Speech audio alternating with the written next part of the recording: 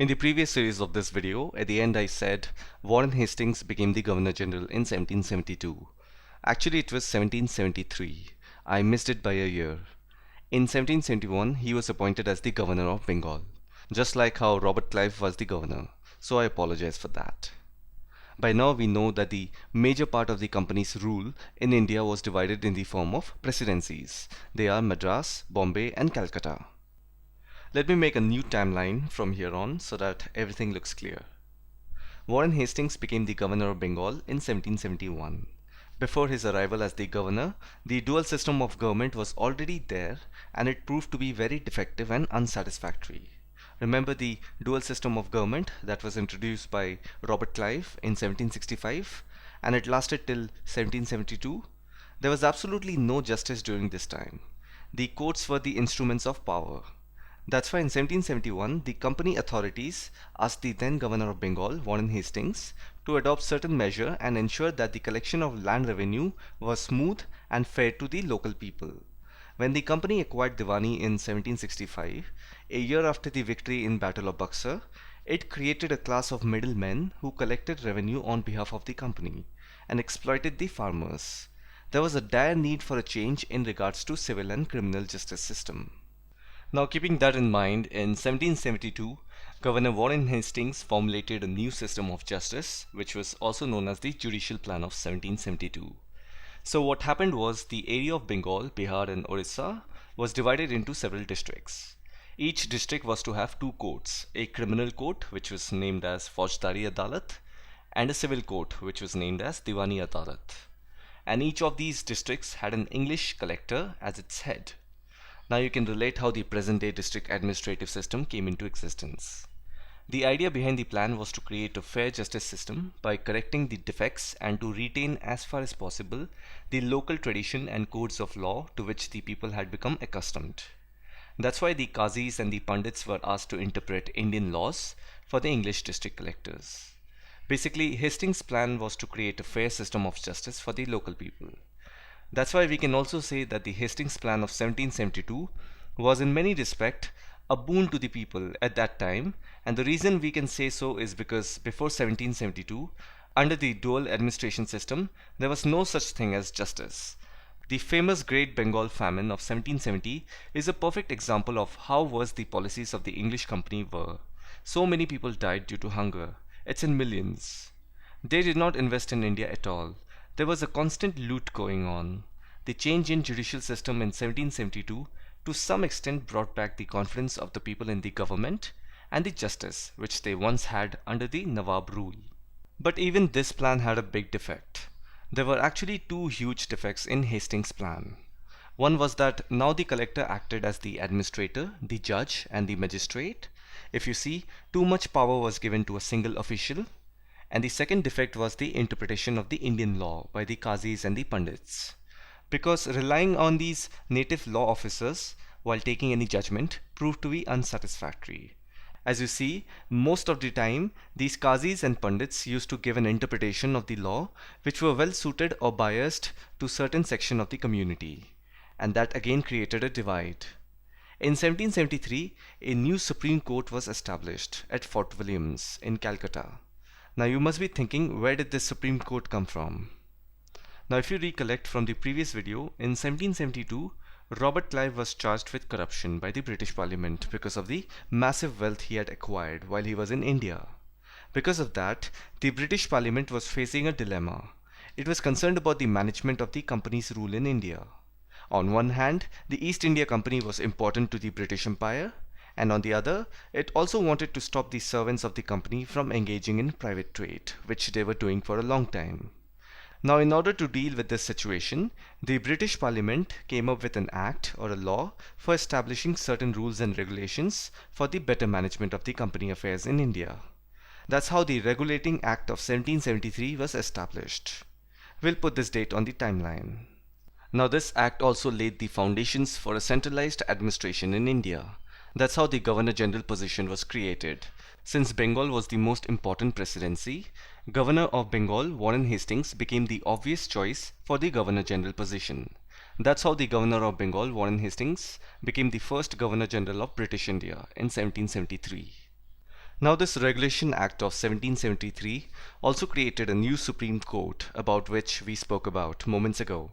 So, the 1772 Judicial Plan of Warren Hastings, with support from the Regulation Act of 1773 of the British Parliament, made way for the establishment of the first Supreme Court in India and also gave a promotion to Warren Hastings by making him the first Governor General of British India. So now Warren Hastings became the first Governor General of British India in 1773, and that made him an important figure who played a significant role in the expansion of company power. So if you see, till now we only saw most of the East India Company's actions in Bengal. Not to forget, the company had strong presence in Madras and Bombay provinces. Hence, it also means that the company had a similar intention of acquiring more and more territories and expand the company rule, just like how it did in Bengal. One such place was the South Indian state of Mysore. The company branch in Madras strongly wanted control over Mysore because it controlled the profitable trade of the Malabar coast, where the company purchased pepper and cardamom. Plus, even the rulers of Mysore had anti-European views, so acquiring Mysore would turn out to be lucrative for the company. Look at this map and see how much of land was controlled by the Mysore kingdom. The company fought 4 wars against the Mysore kingdom under the name Anglo-Mysore War. The first Anglo-Mysore War was fought in 1767 to 1769 under the leadership of Hyder Ali. The company took the help of Nizam of Hyderabad, but the Nizam ended up helping the Sultan, and the company lost the war, almost losing Madras. The second Anglo-Mysore War was fought between 1780 to 84, but this time it was under the leadership of Tipu Sultan, who was the son of Hyder Ali. Hyder Ali died in 1782, that's why Tipu Sultan had to fight 3 out of 4 wars with the company. The second war was a bloody battle, and again the company lost. Tipu Sultan retook Mangalore from the British and totally stopped the export of sandalwood, pepper and cardamom through the ports of his kingdom, and this allowed local merchants from trading with the company. So in a way, nobody actually won, it was a draw. The third Anglo-Mysore War was fought between 1790 to 1792. It was again under the leadership of Tipu Sultan, but this time France was an ally of Mysore. Tipu Sultan established a close relationship with the French in India and modernized his army. Together, they invaded Travancore, which was British ally. Mysore lost its capital, Seringapatam, to the company. So here the company won and they acquired the capital city of Mysore. In this picture, you can see how British took away 2 of Tipu Sultan's sons as hostage. The fourth and the last Anglo-Mysore War was fought in 1799. In this, Tipu Sultan died because the East India Company saw the alliance of Mysore and the French as a threat. Napoleon Bonaparte was a French military leader. He was posted in Egypt during 1799, and even the British had a presence in Egypt. So Tipu Sultan wrote letters to Napoleon, and in return Napoleon assured his support to Tipu against the British in India. This was definitely a threat to the East India Company, so the company asked help from the Maratha Empire and the Nizam of Hyderabad. Mysore was attacked from all 4 sides. Tipu was shot and killed in the capital city of Seringapatam. So this way, from 1767 to 1799, the East India Company fought 4 wars with Mysore, and finally killing Tipu Sultan in the 4th Anglo-Mysore War of 1799. Warren Hastings was the Governor General from 1773 to 1785. After him, Lord Cornwallis became the Governor General from 1786 to 1793, and his successor was Lord Wellesley from 1798 to 1825. So it was during Lord Wellesley's tenure, Tipu Sultan was killed, and the company expanded its rule in Mysore. So just now we spoke about the company's rule in Mysore and how they defeated Tipu Sultan with the help of Marathas and Nizam of Hyderabad. Now here is the clever part.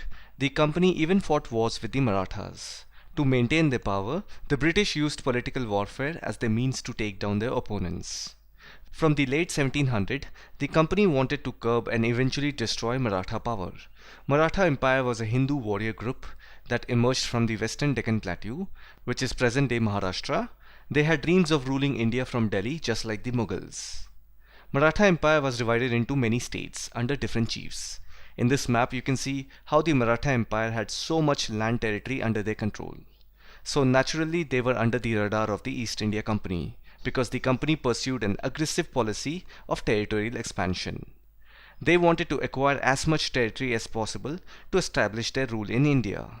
And if you see, the Mughals, the Marathas and the Mysore kingdom had most of the land territory that the British went aggressively behind with their political and diplomatic methods. After the end of Third Battle of Panipat in 1761, the East India Company had an eye on the Maratha Empire. Because in the Third Battle of Panipat, the Marathas were defeated by the King of Afghanistan, Ahmad Shah Abdali. We have already seen that the 1757 Battle of Plassey was the first major war that the company had won on Indian soil. So the company got so much confidence that it thereafter went on several wars with the Indian rulers like Battle of Buxar, First Anglo-Mysore War, etc. So it is natural that they also had an eye on the Maratha Empire after their defeat in 1761 Battle of Panipat. The company fought 3 wars against the Maratha Empire under the name Anglo-Maratha Wars. The first one took place in between 1775 to 1782. 1775 was also the time when the company had acquired enough power in India. They even rolled out many administrative policies. By this time, the first Governor General position was created. Then the first Supreme Court was established. This all tells us that by 1775, the company had expanded its rule in many regions of India. So we should not be surprised that now the company went on war against the Marathas. The first Anglo-Maratha War started with Treaty of Surat and ended with the Treaty of Salbai. The second Anglo-Maratha War took place in between 1803 to 1805. It ended with the British acquiring several parts of Odisha. And the third Anglo-Maratha War took place between 1817 to 1818. This was the final and decisive conflict between the British East India Company and the Maratha Empire in India. The war crushed the Maratha power. The Peshwa was removed and sent away to Bithur near Kanpur with a pension. The company now had complete control over the territories of Mysore, Hyderabad, Lucknow, Pune, Travancore, Cochin and many other princely states. Now if you see, during the first Anglo-Maratha War, the Governor General Warren Hastings was in office. He left office in 1785. Then Lord Cornwallis came in 1786. He was there till 1793. After Cornwallis, it was John Shore from 1793 to 98. After him, Richard Wellesley was the Governor General from 1798 to 1805. So the second Anglo-Maratha War took place under the leadership of Governor General Richard Wellesley. And he left office as soon as the battle got over. And in the third Anglo-Maratha War, Francis Hastings was the Governor General. So don't mistake him with Warren Hastings. They both have the same last name, but they are two different people. If you look at the timeline, so far the company went to war against so many rulers, and the victories behind these wars gave enough confidence to the company that now the company claimed that its authority was supreme. That means its power was greater than that of any Indian states. Now, in order to be a supreme power, the company had to take a step towards bringing the Indian kingdoms within the boundary of the British political power, basically annex them. Meaning of the word annex is to join or add. So to add the Indian states, the company came up with a policy called Subsidiary Alliance. According to the terms of this alliance, Indian rulers were not allowed to have their own independent armed forces. They were to be protected by the company, and in return the rulers had to pay for the subsidiary forces. If the Indian rulers failed to make the payment, then part of the territory was taken away as penalty. Now let's get to know a little more about subsidiary alliance. The doctrine of subsidiary alliance was framed by Lord Wellesley, the Governor General of British India from 1798 to 1805. So if you see the timeline between 1798 to 1805, it was the time when the Fourth Anglo-Mysore War got over, as well as the Second Anglo-Maratha War took place. It was during this time the policy of subsidiary alliance was introduced. And if you want an exact date, as in which year exactly it was introduced, then I believe it had to be in 1799, when the company won the Fourth Anglo-Mysore War, in which Tipu Sultan was killed. Because soon after that war, the Mysore kingdom was placed under the Vodeyar dynasty. Now if the company fought a war and then made another dynasty in charge of it, then it had to do so with certain conditions, right? It cannot be a charity. So that was the first incident when the company officially rolled out the subsidiary alliance policy. So the date 1799 fits well because that time Lord Wellesley was the Governor General and subsidiary alliance is a creation of Governor General Lord Wellesley. Now unofficially, the Nawab of Awadh, that is Shujaud was the first to enter into a subsidiary alliance after the 1764 Battle of Buxar. Now I'm not trying to confuse you over here, I just want you to think critically, because in one hand, the policy of subsidiary alliance was framed by Lord Wellesley, about whom we clearly know that he was the Governor General from 1798 to 1805, and on the other, we know that in 1764 Battle of Buxar, three parties fought against the company. If you recollect, it was the Nawab of Bengal, Mir Qasim, then the Nawab of Awadh, Shujaud and the Mughal Emperor of that time, Shah Alam II. And we know that the company won the war. It acquired Diwani of Bengal. Officially, Bengal was under the company's control. But what about Awadh? The company did not do anything to Shujaud. Instead, they forced him to enter into an alliance, and that was the first instance of subsidiary alliance. In the late 1830s, the East India Company became worried about Russia. It imagined that Russia might expand across Asia and enter India from northwest. Driven by this fear, the British now wanted to secure their control over the northwest. They fought a long war against Afghanistan under the name First Anglo-Afghan War, that was fought between 1838 to 1842. The British won the war and established indirect company rule there. Sindh was taken over in 1843. Next in line was Punjab, because if you see, it clearly lies in the boundary, but the presence of Maharaja Ranjit Singh held back the company. After his death in 1839, almost immediately, his kingdom began to fall into disorder. Two wars were fought with the Sikh kingdom under the name the First Anglo-Sikh War and the Second Anglo-Sikh War. The First Anglo-Sikh War was fought between the Sikh Empire and the East India Company between 1845 and 1846. It resulted in partial domination of the East India Company in the Sikh kingdom. Although the Sikh army was weakened by the war, British interference in the Sikh government led to the Second Anglo-Sikh War within 3 years. The Second Anglo-Sikh War took place in 1848 and 1849. It resulted in the subjugation of the Sikh Empire and the annexation of the Punjab, and what subsequently became the Northwest Frontier Province by the East India Company. Henry Hardinge was the Governor General during the time of the First Anglo-Sikh War, and Lord Dalhousie was the Governor General during the Second Anglo-Sikh War. Soon after the end of Second Anglo-Sikh War, Governor General Dalhousie introduced a policy that came to be known as Doctrine of Lapse. This policy was an upgraded version of subsidiary alliance policy because if you remember, in subsidiary alliance, the Indian rulers were not allowed to have their own forces. They were forced to depend on the company forces for any kind of protection, and that too in exchange of payment. And according to this new policy of Doctrine of Lapse, if an Indian ruler died without a male successor, his kingdom would lapse and would become part of company's territory. One kingdom after another was annexed simply by applying this new policy. For example, Satara district of Maharashtra was took over in 1848, then Sambalpur state of Odisha was taken over in 1850, then Udaipur was taken over in 1852, followed by Nagpur in 1853, and then Jhansi in 1854. The famous story of Jhansi Ki Rani tells us about how she was ordered to leave the palace and fort of Jhansi because her son Damodar Rao was adopted and was not her biological son.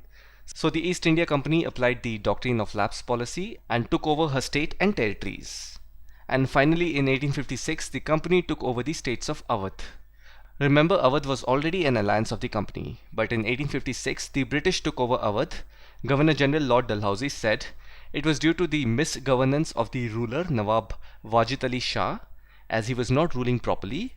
So to free the people from the misgovernment of the Nawab, the British had to take over the state.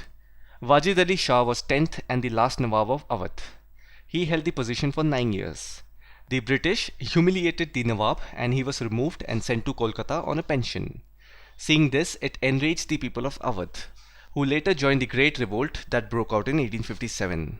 This revolt was also known as the Sepoy Mutiny and also India's first struggle for independence. The revolt of 1857 saw the end of the East India Company's rule in India. On August 2, 1858, the British Parliament passed the Government of India Act 1858. Under this act, the company was formally dissolved and its ruling powers over India were transferred to the British Crown. In other words, from here on, the era of the new British Raj started, which lasted until partition of India in 1947, about which we will learn in a separate video. I'd like to say something very quickly. In the beginning, I didn't know whether if I could pull off a video like this, wherein I'll explain history in a story format, putting events in chronological order, then adding colors to the timeline, interlinking events, and connecting the dots. I mean, that's how learning becomes fun and simple. So I hope you all liked it and enjoyed watching it, because I certainly did, and there was a lot of effort and time that went into it. And I'll leave it up to you to decide whether it's worth it or not. So if you liked the video, hit that like button and let me know your thoughts in the comment section. As always, thanks for watching, and I'll see you in the next one.